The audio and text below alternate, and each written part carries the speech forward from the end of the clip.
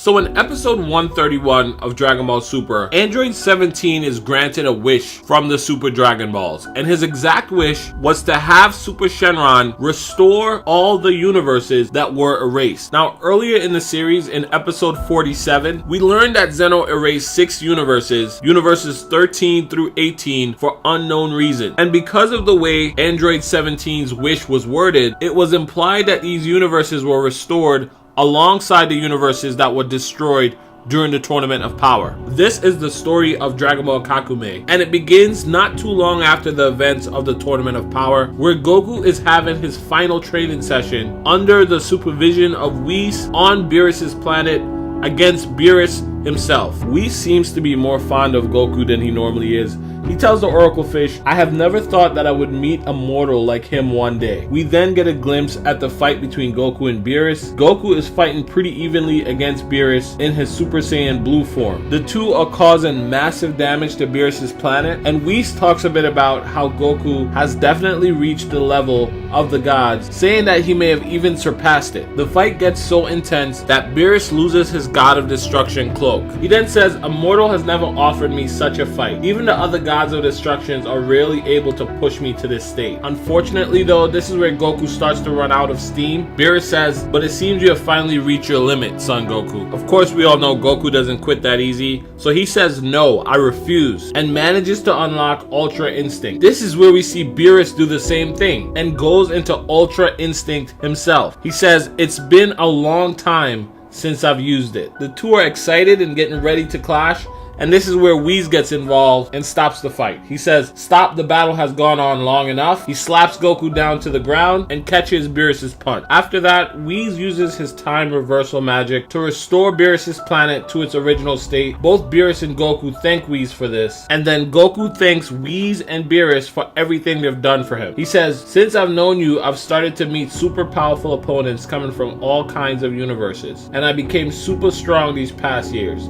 Thank you." Goku then lets them know that he plans to continue training to master Ultra Instinct. He's hoping to find other fighters as strong or stronger than Hit and Jiren. Overall, it seems as if the relationship between Goku and Beerus have gotten a lot stronger. It's almost as if Beerus sees Goku as a rival now, someone who he respects and is proud of. We have an entire panel of Beerus saying to himself, "Honestly, you impress me every day, Son Goku." We then get an entire 2-page spread of Beerus and Goku fist bumping each other. Apparently, this is the last time they plan on seeing each other for a while. This was Goku's final training session with Whis, and so after saying his final goodbyes to Beerus, Whis and Goku head out towards Earth. We then get a flash to Vegeta, who's training on an unknown planet that is 2,000 times the gravity of Earth. Vegeta looks confident. He says, "Kakarot, I would not fall into your shadow. I'm the most powerful Saiyan this world has ever known." On Earth, everyone is preparing for Goku and Whis' arrival, but they never make it. Instead, we are taken to the Grand Priest's palace in an unknown place. All the angels, including Whis, have gathered. At this point, it's not yet clear what happened to Goku, but we're gonna find out in a second. The Grand Priest starts by saying the information that I'm about to share is of utmost importance. It even threatens the balance and neutrality of all universes. Whis responds by saying, "Father, is this related to the mysterious universe that suddenly appeared?" "Indeed," responded the Grand Priest. "The wish made by the mortal Android 17 had far-reaching consequences of a magnitude I could have never predicted. It turns out that billions of years ago, there was a universe that planned a coup d'etat against Zeno. They wanted to overthrow Zeno and take his place as the Omni King. The Grand Priest knew that if Zeno learned of this, he would simply erase the entire universe. So instead of letting that happen, he took it upon himself to seal the universe. To preserve the peace is how he defined his actions. Since Android 17's wish asked for the universes to be restored, not only did he restore the 6 universes that weren't erased in the Tournament of Power, universes 6 through 18, but he also restored the universe that was sealed by the Grand Priest, Universe 19. While having this conversation with the angels, there is suddenly a voice from the back of the Grand Priest's palace. The voice declares that the Grand Priest is a coward who doesn't care about the destruction he's caused or the reasons behind it. Everyone is startled. Who could have snuck up on the angels? Mojito, who is Whis' brother, is appalled and sends an attack at the shadowy figure. "You haven't changed, Mojito," said the figure. "Still very impulsive and reckless. It's time for someone to finally put you in your place." Mojito is then suddenly overpowered by the shadowy figure. "Do not touch my little brother," said Kuss, who's the oldest of the angelic children. She charges the shadowy figure, but is also instantly overpowered. "Stay behind," said Whis. And then for the first time, we see Whis get serious. He releases his aura and is ready to fight. The story continues with Whis and two of his brothers getting ready to charge this new enemy. Whis' brother Sour says that he has a feeling that even the three of them won't stand a chance in the fight that's about to happen. Whis' other brother says that the energy coming from this individual is similar to that of their father, the Grand Priest. And this is where the Grand Priest announces that the Angel Zero has returned. Not only that, she is not alone. The Grand Priest, attempting to take control of the situation, yells,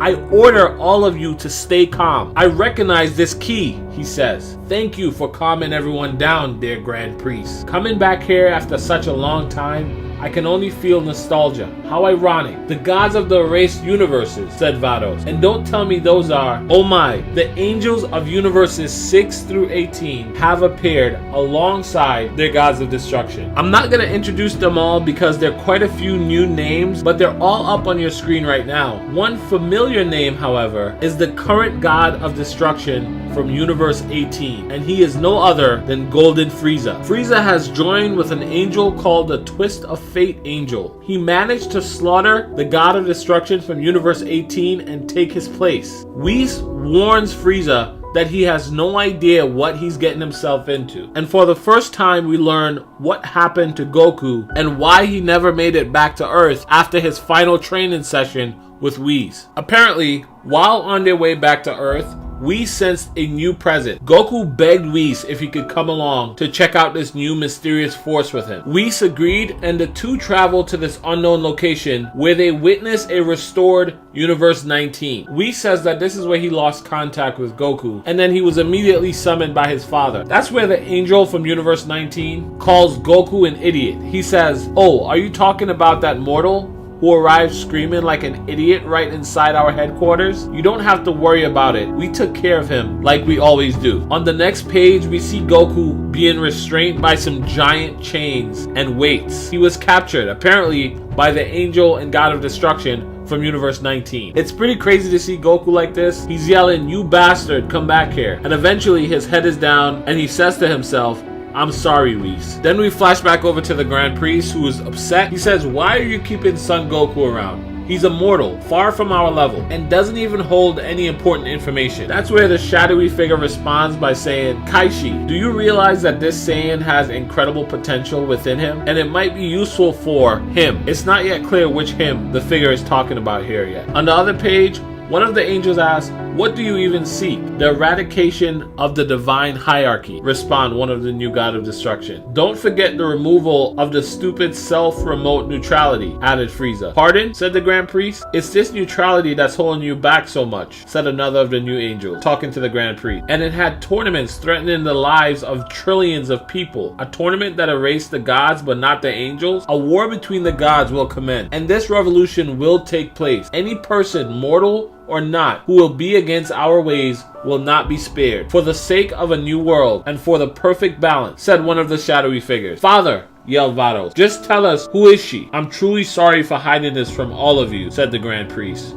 "But actually, this angel is your mother, and her name is Kansi, the Grand Priestess." This is where we get our first reveal of the Grand Priestess, who is the mother of all angels. She says, "It's to be expected that even my own children don't recognize me, given all that you have done to us in the past." And that's it. That's the end of Chapter 2 of Dragon Ball Super Kakume. If you made it this far in the video, you're likely already a subscriber, and so I have a special message for you. We're going to be hitting 100,000 subs here on the channel soon, and I plan to do a video that includes many of you guys, followers of the channel, members of the Do Crew. I'm going to be answering questions, any questions you have. It can be related to Dragon Ball Super or not. You can send your questions to my email. It's dooleygames@gmail.com. It'll also be in the description if you just want to copy and paste it. But I want your questions in MP3 format. That way, if your question is chosen, I can include your voice directly in the video. If I choose your question, then there'll definitely be a shout out to your YouTube page or whatever you want to shout out. This is only for the community, subscribers, members of the Do Crew. So don't send me any questions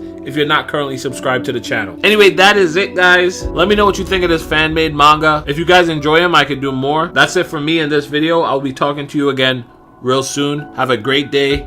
Bye.